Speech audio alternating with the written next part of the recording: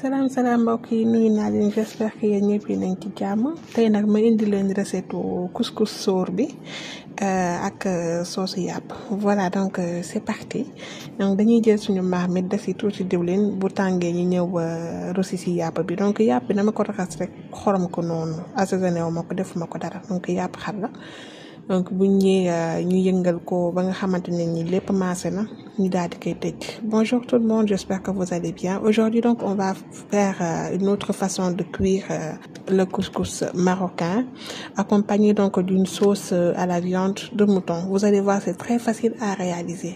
Donc def naa ci ñaari feuilles de laurier donc da koy parfumer ñi bàyyi ko nag mu ñor génnee ndoxam mu ñor tranquillement. Donc ñuy bañ a fàtte tamit di yëngal comme ça du coller. On laisse bien cuire et n'hésitez pas à le retourner donc de temps en temps. Là j'ai constaté que ce n'était pas trop cuit donc j'y ai ajouté de l'eau. Donc lii dolli naa ci ndox parce que dama gisoon que ñor bi des na.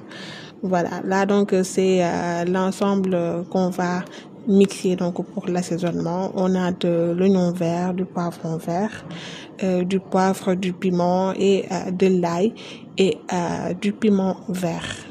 Voilà, donc on va mixer le tout donc pour notre assaisonnement. Là donc dans une autre marmite, on va venir donc y mettre un peu d'huile.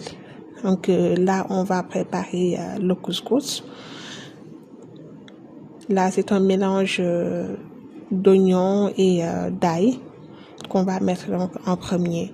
Donc c'est comme si vous préparez donc le thiep, mais c'est juste que donc à la place on aura du couscous et on n'aura pas aussi donc une grande quantité d'eau comme si on préparait donc le thiep. Vous allez donc voir, c'est très facile à réaliser. Là donc on remue le tout. Si on voit que c'est doré, on va venir y mettre donc notre laurier et aussi nos épices. Donc mettez-y les épices que vous voulez. Vous pouvez y mettre du paprika, du cumin, du gingembre moulu, du thym, voilà, donc tout ce que vous voulez.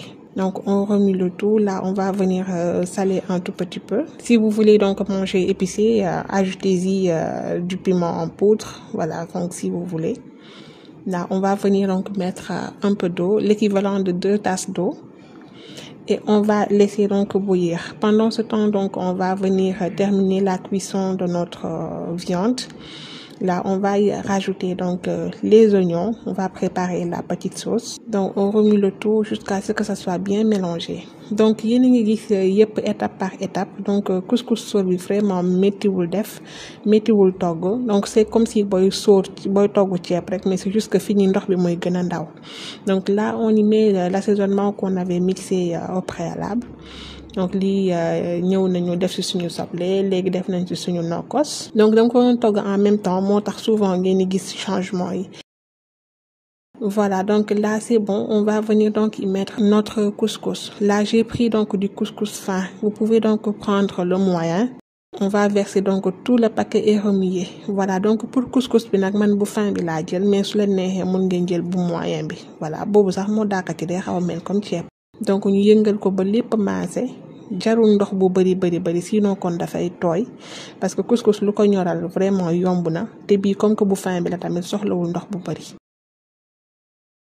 Donc là on va y ajouter un pot de lait concentré non sucré. Donc man def naa ci benn potu meew concentré non sucré. Donc ku am Eldorado baax na, ku am Gloria baax na, ku am tamit beneen meew bu la neex baax na. De toute façon c'est juste pour mu may ko benn goût la rek, nekkul lu obligatoire. Donc pour le lait ce n'est pas obligatoire, c'est juste que ça nous donne un autre goût. Et là donc on va laisser cuire tranquillement. Donc là on va finir notre sauce. Là on va venir mettre un peu de vinaigre. Donc nii sauce bi def naa ci tuuti vinaigre, def naa ci aussi tuuti xorom. N'oubliez pas d'y mettre aussi un peu de moutarde, ça a sauté entre temps, donc c'est pourquoi vous ne l'avez pas vu en vidéo. Donc defoon naa ci tamit tuuti moutarde. Là vous voyez donc ça a doublé de volume. Gis ngeen donc affaire bi nu mu gonflé ni couscous bi. Lii moo lay wane donc ñor na. Donc mun ngeen ñëw dolli ci seen ingrédients yu leen neex. Là j'ai mis du raisin et au-dessus donc j'ai découpé quelques oignons verts pour la décoration. Donc nii def naa ci sama raisin, ñëw aussi donc def ci tuuti oignon vert nii ci kaw. Ku am persil aussi mun nga ci def. voilà, si vous avez du persil haché aussi, vous pouvez l'utiliser pour la décoration. Donc c'était vraiment très très facile à réaliser, ça ne m'a pas pris donc beaucoup de temps et vous voyez c'était très très bon, une recette vraiment succulente et très très convivial. Donc je l'ai accompagné avec du jus de bissap blanc. Je vais vous mettre donc le lien de la préparation donc du jus. C'était quelque chose d'exquis. Donc des saveurs se bousculaient en bouche et c'était très très très bon. Donc pour la sauce, soit vous pouvez donc utiliser de la viande de mouton, de la viande de bœuf, du poulet, donc ce que vous voulez.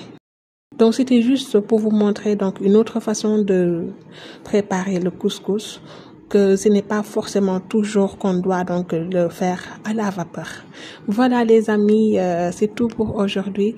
J'espère que recette bi ma leen indil tey neex na leen, partagez leen, likez, commentez leen, wax leen ma aussi nan ngeen gisee vidéo yi et on se retrouve une prochaine fois pour une nouvelle recette. D'ici là, portez-vous bien. Bisous.